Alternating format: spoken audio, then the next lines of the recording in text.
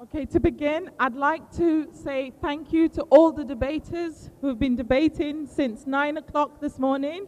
So a round of applause for everybody who's been debating. And allow me to introduce to you Qatar Debate staff who have come to witness the grand final and witness the award ceremony this evening. Right at the front, we have Dr. Hayat Marafi. Please, a round of applause for our Executive Director.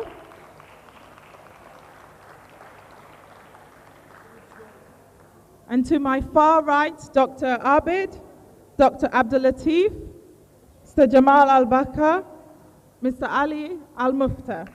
Welcome. I'm sure you're all waiting to find out who broke to the finals. Drum rolls, please.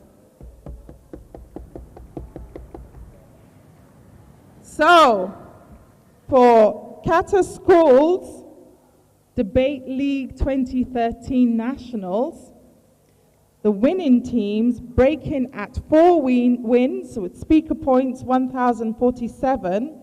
First place is Doha College.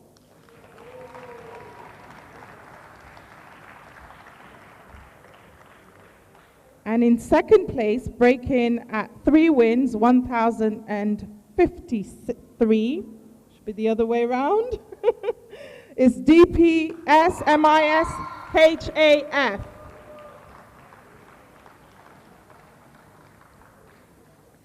And our judges for this round are Maya, Tasneem, Madi, Abdur, and Madani. So if you can please take your seats to the front over there. And I'll also like to call a member of the winning teams to come forward for their draw. Thank you.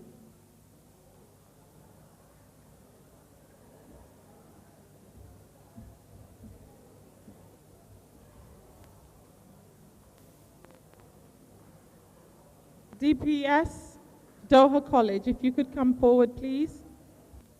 DPS is opposition, Doha College is proposition. And the motion, final motion, is this House will free Syria. We'll take a 20 minutes break for preparation. In that time, we'll take a short 5 minutes break for prayers. And if I could have everybody else in the room, as we have a series of presentations that would like to make. So please stay in the room if you're not debating. Thank you. Okay, Bismillah ar-Rahman ar-Rahim. In the name of Allah, all praise is due to the Almighty Allah, the most beneficial, the most merciful. And may His peace and blessing be upon His beloved Messenger Prophet Muhammad and his family and companions, and those who follow them in the righteousness till the final day of this world. Assalamu alaikum wa rahmatullahi wa barakatuh, and a very good evening to all of you. We warmly welcome everyone that attended to this final debate tournament, hoping you all have gained experience that will last for your entire life journey. Now let's share some experience. How many of you guys are first-time debaters? Can you kindly raise your hand? Oh, let's hear a cheer out for them. And how many of you guys are second or third-time debaters? Let's hear another cheer out for them.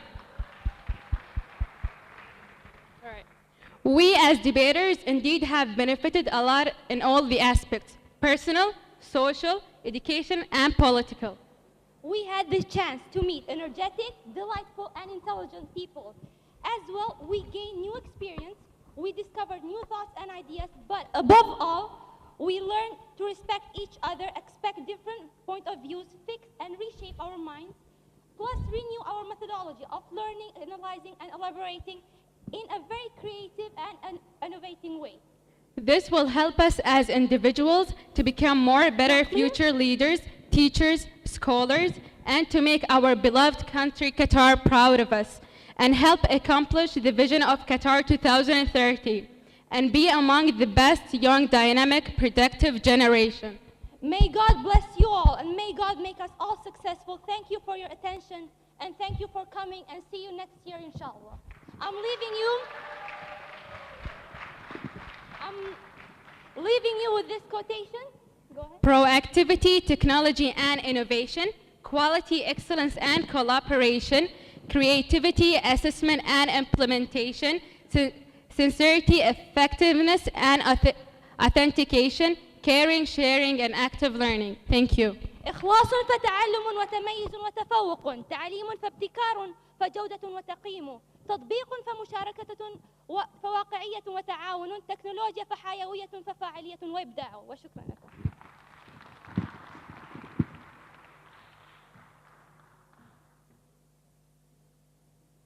The moment we've all been waiting for, the grand final debate for Qatar Schools Debating Championship 2013.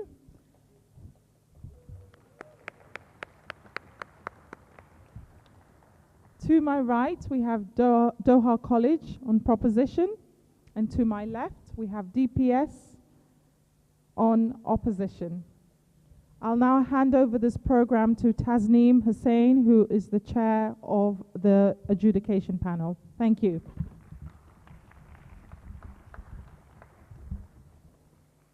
Thank you, Ms. Alberta. I'd like to welcome you all. Before I introduce the finalists, I'd just like to thank everyone for all their hard work, their dedication, the passion, and the energy that we've seen throughout this entire tournament. I'm sure you've made this a learning experience, and I think I speak on behalf of all the adjudicators when I say that we've witnessed some outstanding quality of debates today, so can I have a round of applause for all the debaters today?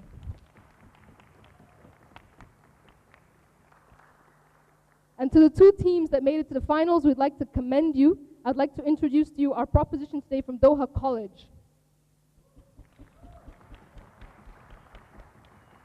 Speaking for Doha College, we have Mr. Oliver Tull, we have Ms. Fatima Shahima Faizeen, and we have Mr. Diran Naidu. Speaking on behalf of opposition from DPS Modern Indian School, we have Ms. Haritha Ramadarai, we have Apurva Dinakurthi, and we have Mr. Faid Zafarullah Kopakar. I'd also like to introduce you to the judges that will be judging today's final. I have with me Ms. Madeline Murphy Hall, Ms. Maya Zimmerman, Mr. Muhammad Abdurrahman, and Mr. Ahmed Medani. I am Tasneem, I will be your chair for today. And without any further ado, I'd like to introduce our first speaker from proposition for today to uphold the motion that stands in his name. Here. Thank you. Ladies and gentlemen, blood is on your hands if we do not act now. The time for change in Syria is now. As first speaker for Team Proposition, I'll be speaking about the consequences of not acting in the Syrian conflict. My second speaker will be speaking about the fact that the Syrian people cannot win this war on their own, and they need help from the international community. My third point from the second speaker will be that the international community, for them, it is the time is right. But before we go on to these points, I'd like to first define what we mean by free Syria, and also give you our model. By free Syria, we mean remove the Assad regime from power and replace it with democracy for the representation of all Syrian people. As part of our model, we will remove the Assad regime through military action sanctioned by the UN, and this will be an Arab and Western coalition primarily, who if any other countries wish to contribute arms or money or equipment or military personnel to this operation, that would be welcomed. After the removal of the Assad regime, we would replace these foreign troops with UN peacekeepers to ensure the peaceful transition of the democratic process in Syria. Now on to my first point, the consequences of not acting. Ladies and gentlemen, Syria is falling apart. And this tragedy is getting worse every single day. In February 2013, this year, the UN Commission of Inquiry said that the death toll from the Syrian conflict was 70,000. 70,000 innocent civilians for the most part. On that point, sir, Yes, sir. UN did not mention that whether the government or the opposition killed those 70,000 members, so it's not affirmed news. Actually, sir, I have to disagree with you there because the humanitarian rights watchdog admitted that there were civilian casualties on both sides and that both sides had committed abuses. However, the important thing to stress here is that they put the blame of these humanitarian abuses primarily and to the greatest extent on the Assad regime. Most of the human rights abuses, according to UN, that are committed in Syria are committed by the Assad regime, and that's something that we have to stress. That's why we believe in Team Proposition so strongly that the Assad regime should fall. Now, continuing with my point, the social fabric and infrastructure of Syria is falling apart again. Now, this affects the security of the entire region. Let's not forget that Syria was once a kind of beacon of stability in the region during the Iraqi conflicts. They accepted a number of refugees in for that conflict. However, what we see now is that this kind of stability has completely collapsed, and this has negative effects for the entire Arab world and the wider world in general. As we know, we need a safe, a stable Middle East and a stable Syria for world peace. It's absolutely essential, and so therefore it's an excellent reason now to act in Syria. Moving on, the crimes against humanity on both sides, which I mentioned in my point of information. Now, as I said, most of these are committed by the Assad regime. Let me just give you an idea of some of the brutal acts that the Assad regime in principle carries out. These include rape, murder, eviction of people, forceful imprisonment without any evidence against them. Yes, ma'am. Are you not aware that these reports have been said by the UN, and the major player in the UN is the US, and the US is completely against Assad?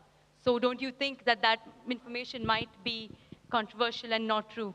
Madam, if you're suggesting that the United States has fabricated these independent reports into the Syrian conflict, I beg to differ. The fact is that these reports that were put together not by the United States. They were put together by independent commissioners who went around this Syrian country and put their own observations into those reports. So the idea that this could have been manipulated is absolutely abhorrent. The UN Commission is probably, by far, in fact, the most reliable and unbiased view that we have into the Syrian conflict. Now, furthermore, we should add that the Syrian government, we listed some of the human rights abuses. This includes the bombing and systematic torture of not just adults, but it also includes children, ladies and gentlemen. This conflict is having a negative effect, not just on this generation, but it's going to have a negative effect on many, many generations after that. So it's incredibly important that this bombing, this killing, does end now. This is why it's extremely important that the international community cannot stand to idly by. They need to act now. That's why we beg to propose. Thank you very much.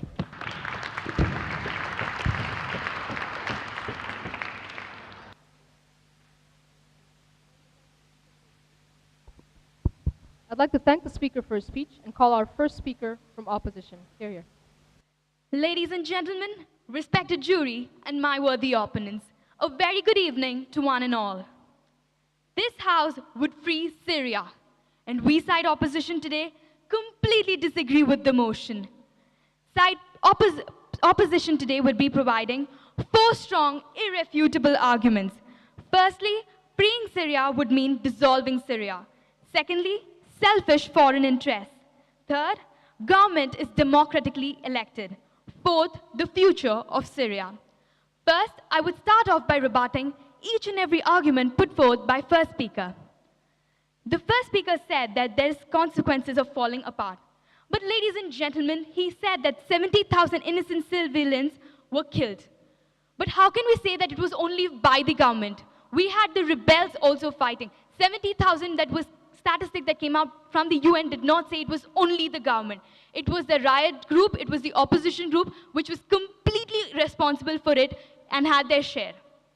Secondly, they said freeing Syria would ensure that there is good infrastructure. No, thank you. Freeing Syria would improve infrastructure. Ladies and gentlemen, freeing Syria is the alternative to improve infrastructure. Is that what we are debating today? For good infrastructure, you have various other things, and just making vague arguments like this cannot be justified to free Syria now. No, thank you. The speaker also spoke about high rates of murder, rape. But ladies and gentlemen, we should know that these statistics cannot be accepted without proper knowing from where they got it. Giving vague statements, we cannot accept. Yes. We trust the United Nations. Where did I say that I do not trust the United Nations? The United Nations said that 70,000 civilians were killed, but did not mention whether it was by the government, by the riots, by the opposition, by whom. Moving on to my own arguments. Firstly, I will be speaking about the fact that freeing Syria would mean dissolving Syria. If Syria was freed, it would become a center of world's most worst political, economic unrest. At present, we do not have any clear alternative which is strong, experienced. No political party which is experienced and strong in Syria right now. Point, ma'am. We will end up, yes. So does the speaker advocate that to strengthen the Syrian political process, we should allow the debilitating conflict to continue for even longer? No, if you do not have a clear alternative right now, who will lead the country? Who is going to be its leader? Who will head the company? Are you, in a way, fragmenting Syria? Without no clear alternative, without knowing who is going to head next, if you bring the president now, ladies and gentlemen, what is the state of Syria next? We do not have a clear alternative. Point, ma'am. No, thank you. There are two unexperienced parties called the Free Syrian Army and the National Coalition Party, both of which are completely inexperienced. Their cause is one, they want to bring the president down, but they are fighting against each other. There's a majority of people for National Coalition and another sect of people for Free Syrian Army. If we have in such a way, what is the proof that when Assad comes down, that they will not fight against each other and again cause another riot? And they are not experienced. The National Coalition Party, the only recognized party by the Arab League, is 1 year old. No experience, was set up outside Syria. No political gain over there, no experience, no proper gaining in Syria itself. How can we even justify them coming up and doing good for the nation? Secondly, Point, ma'am. No, thank you. Selfish foreign interests. Almost all the humanitarian crisis in Syria is being fueled by external powers. Syria is a flourishing nation. It is the leading exporter of cotton. It is the only significant crude oil producing country in the Eastern Mediterranean region. In 2010, it was estimated to total about 5.5 million people. Civil unrest in the nation is fulfilling their vested interests. Freeing Syria would mean to make it susceptible to the external parties. Already Israel has occupied the Golan Heights. If we are going to free Syria right now without any proper alternative, Israel is going to come inside and annex the entire nation. We are going to fragment Syria without no proper leader. Complete riots in the nation. Ladies and gentlemen, is that what we want? In the name of freeing Syria, we are fragmenting Syria. Summing up what I have said today, firstly, I spoke that freeing Syria would mean dissolving Syria. Secondly, the selfish foreign interests, which can be really bad for the Syria in the near future. Considering the above, I request the chair and the jury present here to please side with opposition.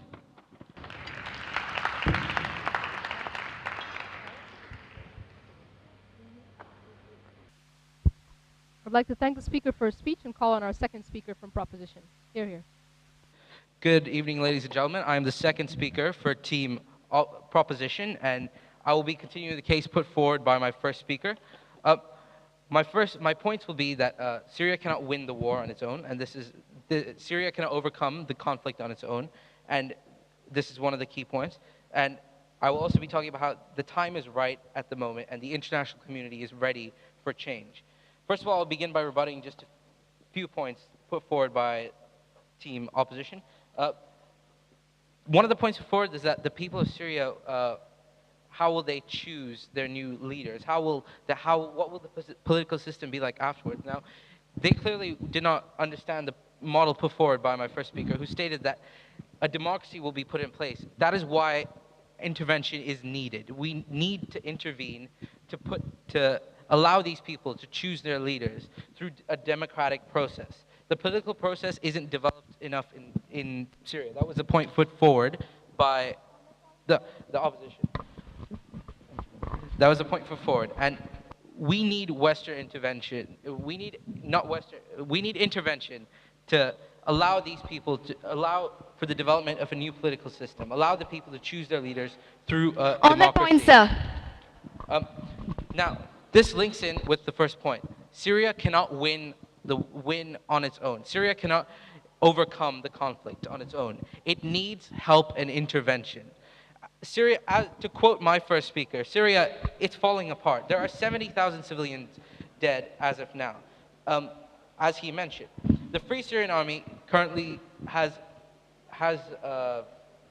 on that point, sir, have 10,000 members, and they need the support. They need the weapons that they do not have. They need support from Western powers and other sides to gain the weapons that they need to overcome the Assad regime. There have been crimes on both sides, but it's clear that what is happening right now is the majority of it, as my first speaker said, is due to the Assad regime. Currently, what has happened? Yeah. Is the speaker aware that the government is already democratic? It is not. That is not the case.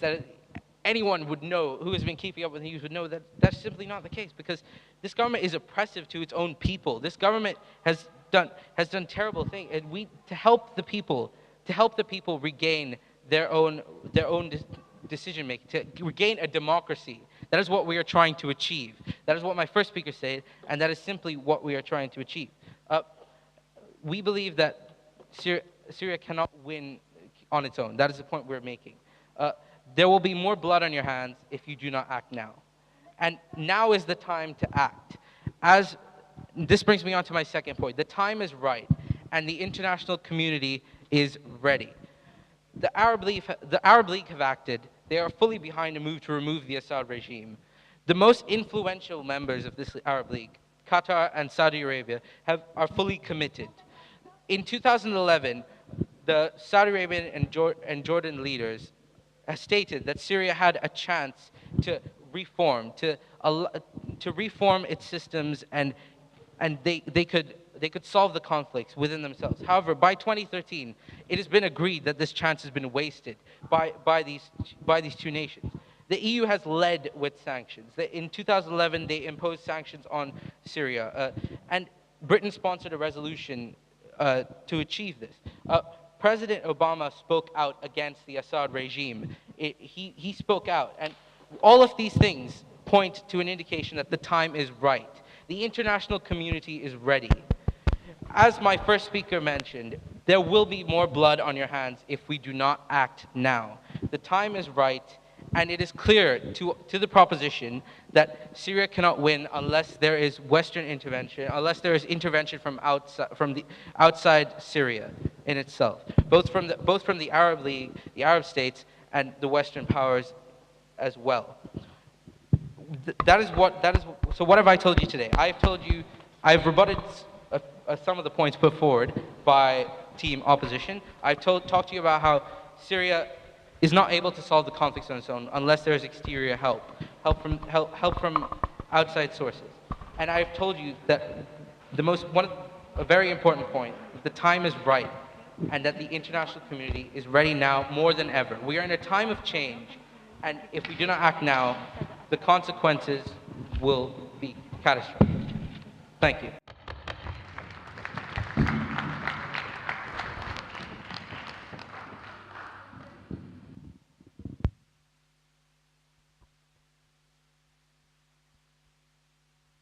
I'd like to thank the speaker for his speech, and I'd like to call our second speaker from opposition. Respected jury, my worthy opponents, my fellow teammates, and everyone else sitting here, a very good evening. I will be continuing on with my first speaker's points by stating two other points. First, that the present government is already democratic and has been elected democratically. And the second, about the future of Syria. Before I move on to explain these points, I would like to rebut almost all of the arguments put forth by team proposition till now. First, they did accept that the death toll is due to rebels as well as the government. What we are saying right now is that it is mainly because of the rebels, and we cannot trust the information that has been given because it has been given by unreliable sources. The rebels have attacked helicopters that came to provide them with financial and aid. Helicopters that came to provide them with food and water were attacked and arms were taken. That is what the rebel is doing. Also, they attacked the military base and took over it. This is the present situation of the rebel group. So clearly, the rebels are causing more trouble than the government. No, thank you. Also, the proposition has said that Syria cannot overcome its conflict alone and that it needs international help. Then please, I'm asking the proposition, if Syria needs external help, then give Syria external help. Why are you proposing to remove Assad? Just give them external help them deal with the situation. No, thank you. Also, their model is totally flawed. Syria is already a democratic country. I will be expanding this in my further speech. Also, they've been taking this huge blame on Assad, and as I've already said, that Assad is a really nice man. He's done a lot of good things for the nation. Ma'am. No, thank you. And they're putting all the blame on Assad and using sources that are completely unreliable. More information. Yes. Are you saying that the United Nations is an unreliable source of information? As has been already said by the first speaker, the UN only said the death toll. They only claimed the number of deaths. They have not specified who the reason for those deaths were. So really, when you put the blame all on Assad, you are doing it from an unreliable source. Also, they said that the international community is ready for this change. But please, the conflict and the issues about Syria, what happens if the international community is ready? We need Syria to be ready. We need Syrian people to be ready. Moving on to my points. My first point is that the present government has been democratically elected. Assad was approved as a president in a plebiscite for 7 years. Let me tell the proposition what a plebiscite is. A plebiscite is a direct vote in which an entire electorate is asked to either accept or reject a particular proposal. It is a direct form of democracy. So Assad has been directly elected. No, thank you. Democratically elected, sorry. In the May 11, 2012 elections that were held in the middle of the civil war, their results, 134 votes to the Baath party and 5 votes to the opposition. Please explain to me, if the people don't want Assad staying there, why have they given so many votes to the Baath party? This would not happen. Also, the elections, as I said, the elections were in the middle of the civil war. If people, no thank you. Moving on to my second point, the future of Syria. We are here talking about making Assad step down, but the opposition is thinking of the bigger picture. What happens after Assad steps down? What happens is that the company breaks, the company fragments, a lot of international communities come up, other countries take over power, and Syria will cease to exist, as has already been spoken by the first speaker. The opposition at present is completely weak. As she said, there is a Free Syrian Army and there is a national coalition. They both themselves are not coordinating. How do you expect them to run an entire nation with an experience of only 1 year? Also, let us compare the situation with Egypt. Freeing Egypt was first claimed as extremely successful, but look at what it's going through now. At present, there's so much chaos, and because of the transitional government. Why? Because even now people don't trust the leader. People even now have a problem. People will continue to have a problem as long as they don't get what they want. It's the government's responsibility to tell the people and give the people what they need and not just everything that they desire. Also, moving on to the point that the opposition is extremely weak. Muaz al-Khatib, the president of the opposition, he himself resigned in March 2013, claiming that the opposition was not getting enough help from the international community. Please tell me if a president who himself is not ready to lead the nation will come up and actually support the nation for all its time. So summing up on what I spoke about the present government being democratically elected and the fact about the future of Syria. Thank you. Ladies and gentlemen, a man who has been called from the United Nations for killing innocent people, for taking away lives, for causing women to be raped, tortured, taking away freedom of rights, taking away children's rights, here is team opposition coming up and telling us that he is a nice man. Ladies and gentlemen, this alone should speak for it. But they have come up and given us 4 points. They've said that by going ahead with this motion, we're going to dissolve Syria, that it would cause selfish interventions from the Western countries, that the government is already democratic, and the future of Syria, of what would happen to Syria. But we on team proposition strongly disagree with any of these points, and I will refute them all right now. They said this would cause Syria to dissolve. And there is no clear future for Syria. There is no clear opposition leader for Syria. Ladies and gentlemen, Syria is dissolving right now. They are being dissolved right now. People are being killed. Ladies and gentlemen, innocent children are being killed. Can you not see that?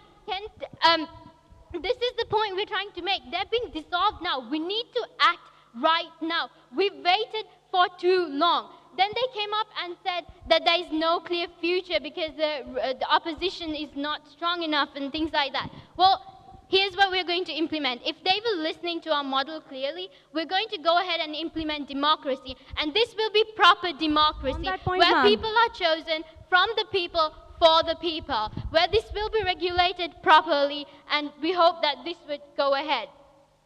On that point, ma'am. Yeah. Haven't you been listening to everything that I just said? It is already a democracy. I'll just show you why that point does not stand at all. They said selfish foreign interventions. Ladies and gentlemen, I give you the example of Libya. We had United Nations foreign interventions coming into play. Are they still there? Are they still being selfish and using Libya? Are they still taking away things from Libya?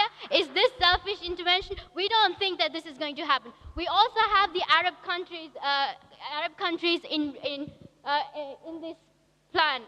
Like Qatar, for example, is helping out them greatly, and we applaud them for doing so. Are you suggesting that Qatar is helping them with some sort of selfish plan of getting on with Syria? We don't think so. We applaud Qatar, on the other hand, for looking out for humanity. We applaud these countries for looking out for humanities and going ahead for humanity and helping out. On that point, ma'am. No, thank you. Now they came up and said, Assad's regime is democratic. Wait, let me get this right. Assad got his powers and it was passed down from his father. Is this democracy, ladies and gentlemen? On that point, ma'am. No, thank you. Now he's a dictator. None of your freedoms stand. You have no freedom to talk. You have no freedom of expression or of movement. The nation is being oppressed. Do you call this democracy? We don't. And we don't think that this is proper democracy. And this is why we completely disagree with your point saying that this is democracy. We do not think at all that it is democracy. Now they came up and said that the future of Syria is going to be bad because the country is going to be lost and people are going to come and take over it. Ladies and gentlemen, Arab uprising occurred. Has this happened? Have these countries been lost? Or are these countries in a much better place, at least in the people's hearts? Ladies and gentlemen, we think that these countries are better off. We think that they are happy how they are right now, and this is what we want. And also, we think that the future of Syria right now, and the way it is planned right now, is bleak. We think that the future is very bleak now because the way it goes, it would go into a long civil war, ladies and gentlemen. We don't want a civil war. We do not want to lose more people. And that's what we have told you today. We have told you that this is not the way for Syria and that we need to act now. And ladies and gentlemen, if we do not act now, there will be more blood on your hands. Thank you very much.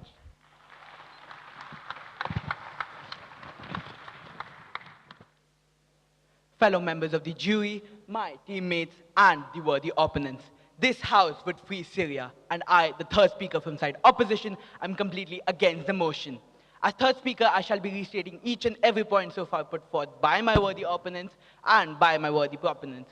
Ladies and gentlemen, but I would like to point out the major flaws so far put forth by the first, second, and the third speaker side proposition. Side proposition defined freeing Syria as removing the president, but they failed to tell what will happen after we remove the president, who will become the leader, and who will take responsibility of the whole country. This was very clearly rebutted and cunningly rebutted by my first speaker, that it can lead to fragmentation of the whole country. Not a city, not two cities, but the whole country. It can be eaten up by the neighboring countries because of its everlasting rivalry with Israel or various other countries such as Jordan. Ladies and gentlemen, they also talked about their model, which was a military intervention by the UN. Ladies and gentlemen, UN reported in their speech that military intervention by any possible source will result in increase of casualties rather than decreasing it. So had proposition actually researched upon the topic, they would have not provided with such an unstable motion or unstable, no thank you, unstable model. They kept on talking about how 70,000 people have been killed, and this source has been verified by the United Nations. But side opposition has clearly been telling the side opposition that UN did not provide the people, or Wikipedia, as you took it from, the source of who killed these 70 people. So ladies and gentlemen, I don't get what is so hard to grasp for side proposition that there is no source of such, for such information. They also talked about the need for a stable Syria. Ladies and gentlemen, we also want a stable Syria. Side proposition over here has been portraying side opposition as some deadly evil, so that the Syria remains a democracy which they portray is a democracy with a dominant rule. Ladies and gentlemen, Syria is not a democracy. Syria is a democracy, but not a democracy with a prominent ruler. Ladies and gentlemen, the third speaker talked about how Bashar al-Assad inherited the seat. Let me bring to your attention that his father was killed, he died, and he had to take up the seat. And in the next election, he won fairly by 134 versus 16 votes. This is what we call as democracy. I'll take you in a minute, sir. Then they talked about how how we portray UN as how they portray UN as unbiased and reliable. Ladies and gentlemen, if UN had been reliable, then the first resolution for Syria wouldn't have been vetoed upon by Russia or China. What makes you think that Russia and China won't use their veto power again if UN passes another resolution? Yes, sir.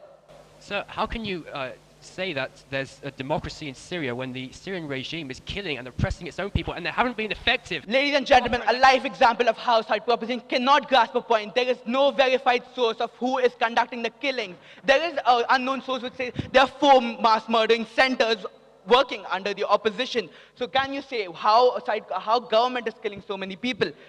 Ladies and gentlemen, they also talked about how Syria cannot win this war on its own. We agree, provide Bashar al-Assad with all the important resources that he needs financially and politically, and let him stabilize his own country. He was ruling for more than 12 years peacefully until the Arab Spring started. So he can re-stabilize his country if provided the sources as well. Yes, ma'am. What makes you think that once Assad gains his power back and stabilizes the country, he's not going to cause oppression to those people who were against him in the first? What makes you think that if the oppression comes into power, they won't fight for throne among themselves, as said by my second speaker? A recent event, a media conference carried out by Al Jazeera, showed how Bashar al-Assad's speeches generally making reference to need for a national dialogue while touching on protests being work of foreign agents. He proposed a peaceful talk under the intervention, under the inspection and the highlight of the Arab League and the United Nations, the favorite of side proposition, and with the opposition leader. Ladies and gentlemen, opposition is unable to provide with a leader, and that is why the peaceful meeting is on hold. No, thank you, sir. Ladies and gentlemen, they also talked about how Syria is dissolving right now. Ladies and gentlemen, if we free Syria now, it will dissolve faster. Ladies and gentlemen, let me give you statistics of the past Syrian wars with various countries.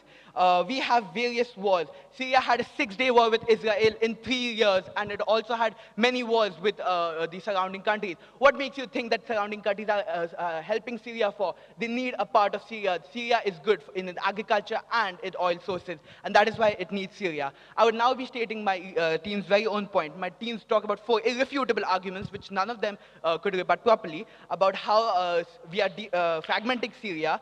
Second, how there is no political stable future of Syria, and how various sources are trying to stop Syria from actually being democratic. And it was also the conspiracy of neighboring countries. And ladies and gentlemen, there is no critical history against Bashar al-Assad. And that is why I request the judge to side by team opposition. Thank you. Once again, honorable judges, my fellow opponents, my teammates, and everyone else sitting here, a good evening. I am here to paint two really different pictures. One that was clearly realistic and did not make unnecessary assumptions, and another which was completely filled with assumptions and painted someone who has not done so much bad for the country as a criminal. Today's debate focused on four major clash points.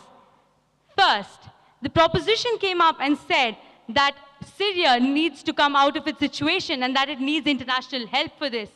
We came up and said that yes, it needs help, then give Syria help. Why do we need to remove Assad from his post if he's been doing such a good job and has been ruling from 12 years?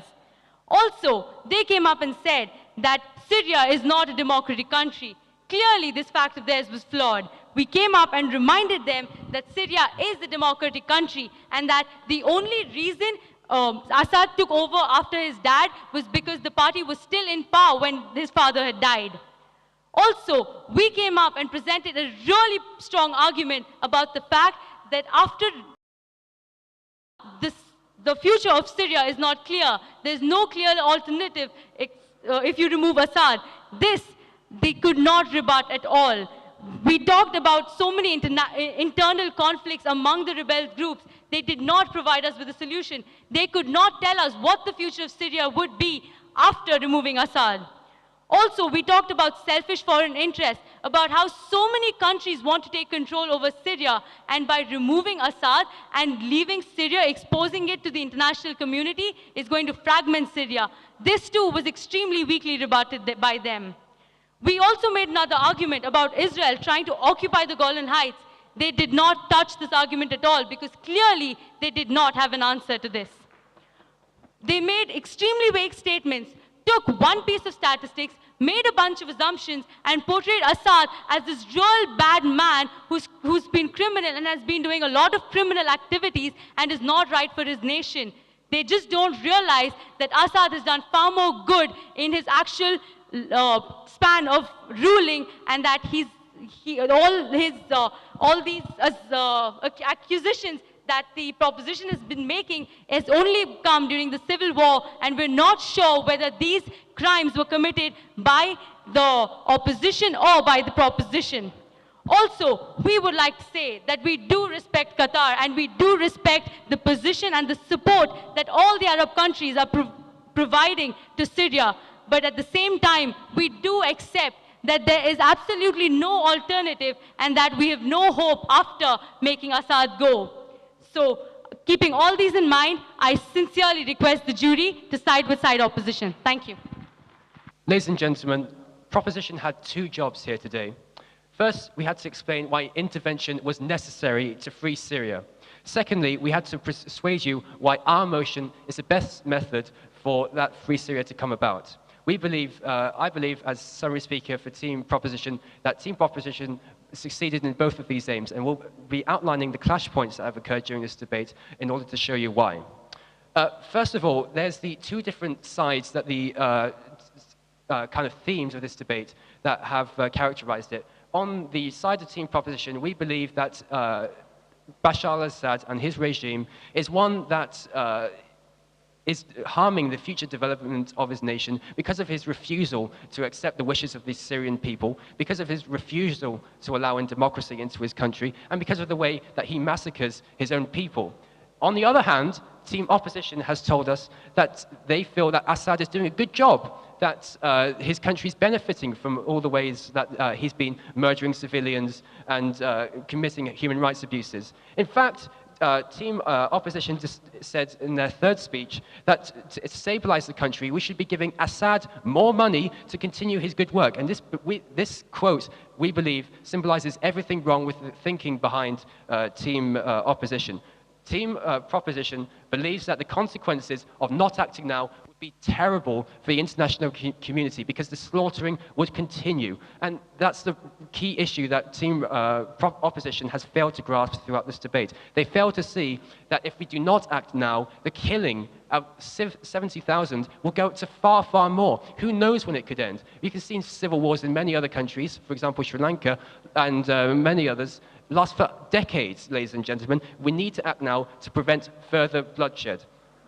Another point that came up during this debate was whether the political process was developed enough. However, we and Team Opposition argued that Syria is not right for democracy. There's no clear leaders to lead the country after Assad. However, we showed you in our very motion from the very beginning that what we'll be instituting in Syria is democracy. The Syrian people, in other words, will be able to choose their leaders. That is the basis of our foundation principle. We can't give you a strong leader to replace Assad because that's not our job. The job of choosing a strong leader is for the Syrian people, and this is something that Team Opposition has failed to recognize.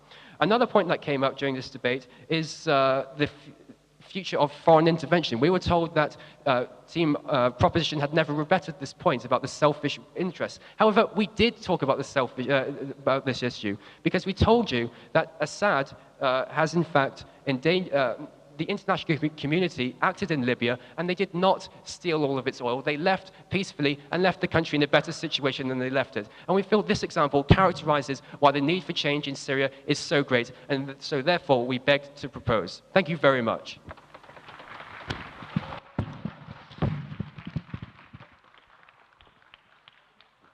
I'd like to thank all the debaters for a wonderful debate. You can cross the floor, you may greet each other, and I'd like to hand over the microphone to the Master of Ceremony.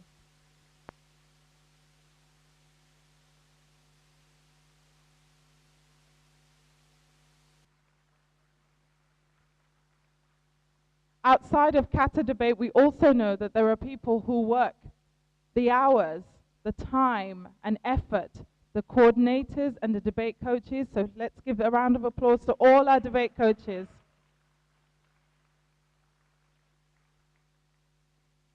And without further ado, I'd also like to thank the host of this event, who I'm sure you'll agree with me have done an outstanding job in making today's debate a wonderful experience for every single one of us. I'd like to call on Mrs. Itisar Al-Sadi to come on stage.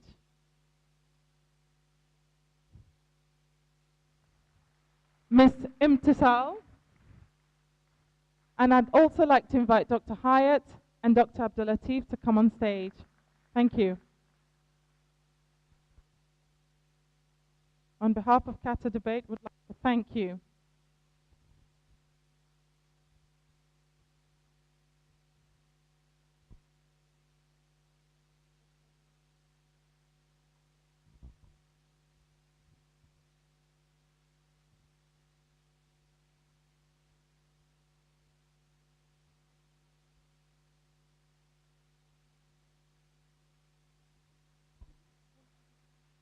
Categories. I'll pass on to Sonia to announce these new categories.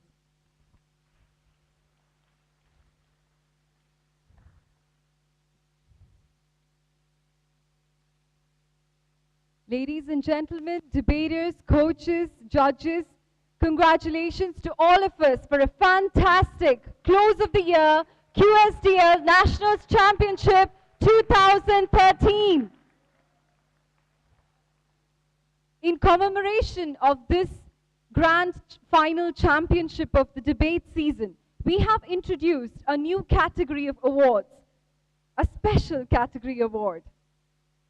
In appreciation of your exemplary service and dedication through full participation in Qatar Debates 2012-2013 School League, we have 3 awards. Best Independent School, Best International School, and Best Novice School. The Best Independent School award goes to the independent school which has taken part in all the 4 tournaments of this Qatar Debate League season. And that goes to Arwa bint Abd Muttalib Independent Secondary School for Girls. Can I request the coach, Ms. Hannah Jalal, to come forward and receive the award from our Executive Director, Dr. Hayat Marafi.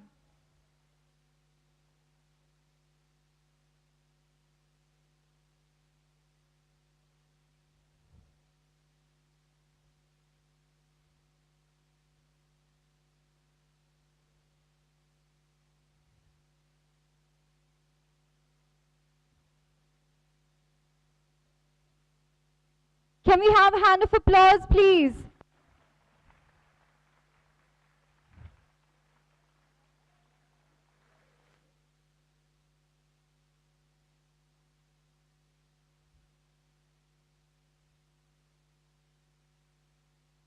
The best international school, similarly to the international school that came and participated for all 4 tournaments this debate league season, goes to Park House English School. In behalf of the coach and Lawrence, can I request Ms. Dharini Rajangam to come forward and accept the award.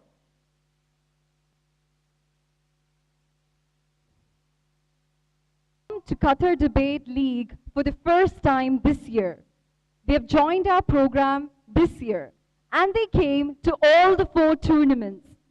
And that is Miss Said International School. Unfortunately, we do not have the coach here, but congratulations to the 3 schools. Moving on, the most exciting part, awards for the nationals today. Starting with the Speaker Awards, top 15 Speaker Awards. Can we have some cheers, please, for top 15 speakers of nationals today? At 15th position, we have Musa Zakat from Park House English School.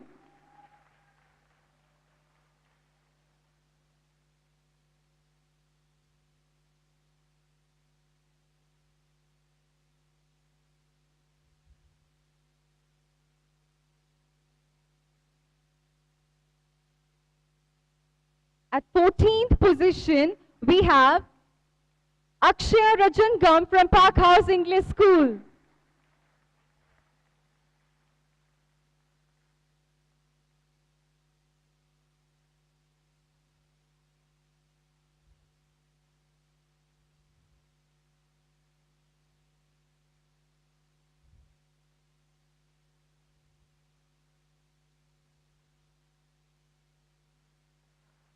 At the 13th position, we have Majid Al-Ansari from Park House English School.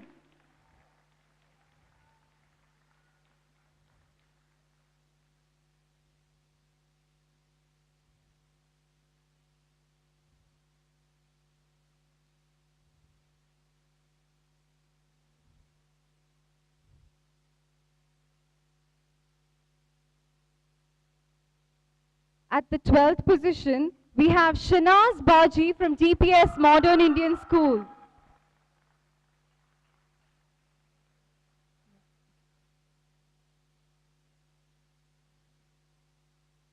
Tying at the 10th position are 2 speakers, Abdullah Al-Shakarchi from Qatar Academy and Maria Joby Chariot from DPS Modern Indian School.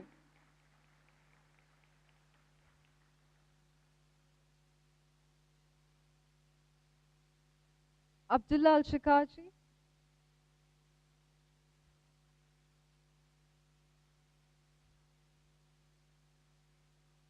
At the 9th position, Safa Kashaf from Park House English School.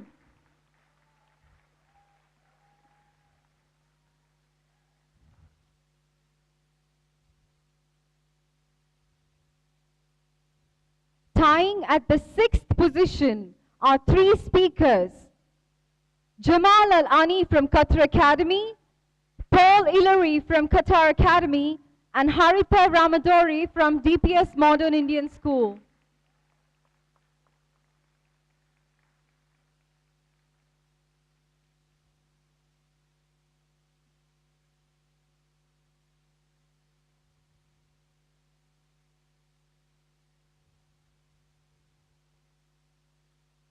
Tied at the 3rd position, three individuals again.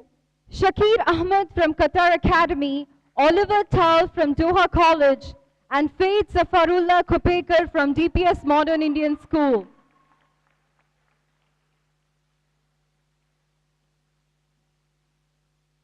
Oliver Tal, yes.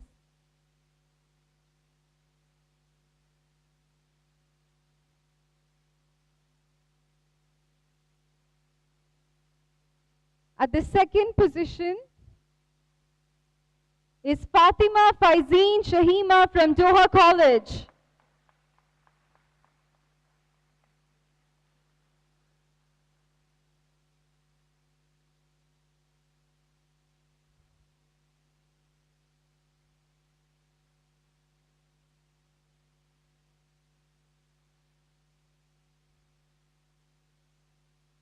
And finally, the best speaker of QSDL National Championship 2013 goes to Apurva Dinukarti from DPS Modern Indian School at 306 points.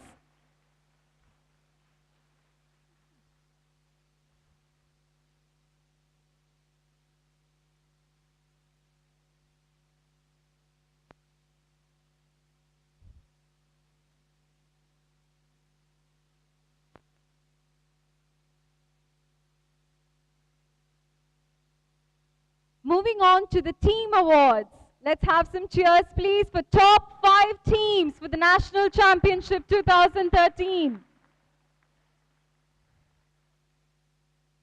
At the 5th position, with a total score of 1,032 points, we have, before that, the coach would come forward with the team, is Qatar Academy JSA.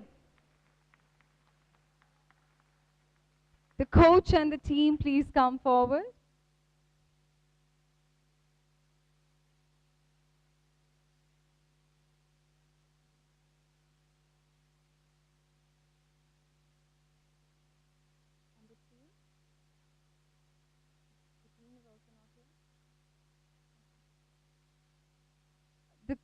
On behalf of the Qatar Academy teams, our two students here are receiving it on their behalf.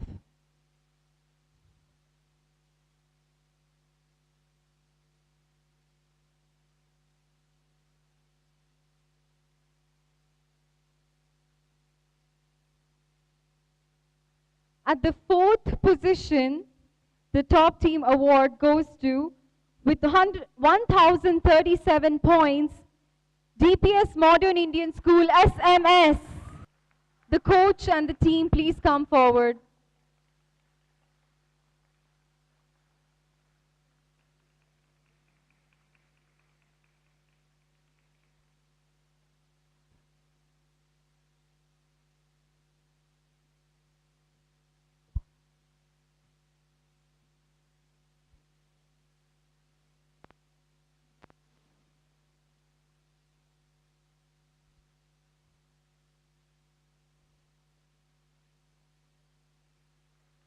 Qatar Academy APW. Qatar Academy APW, please can you come forward and receive on their behalf?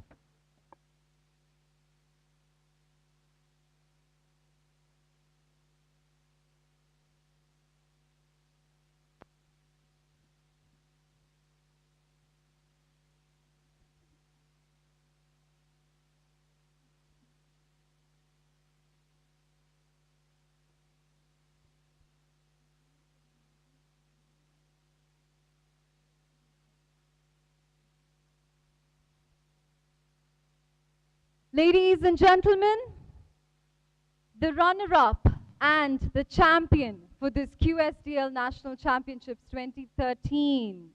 After the grand final debate we saw on the motion, this House would free Syria, with a panel of 5 chairs and a decision made of 4-1 split. The champion is Doha College.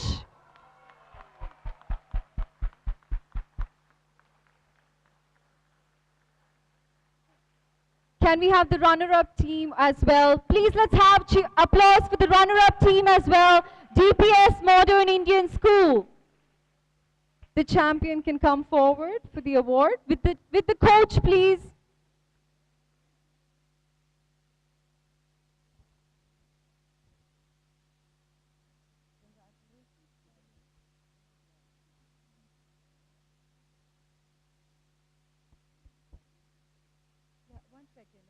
Let them just finish the post. Please, congratulations.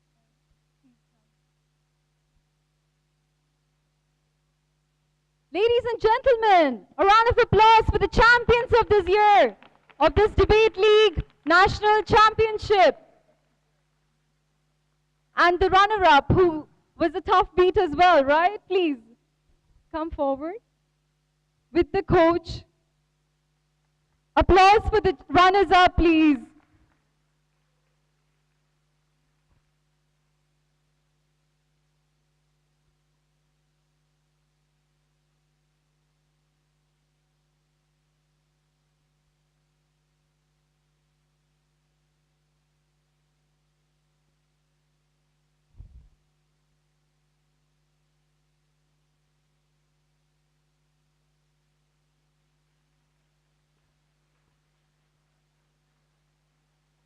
Thank you, ladies and gentlemen. Can we call everyone forward for a group photograph?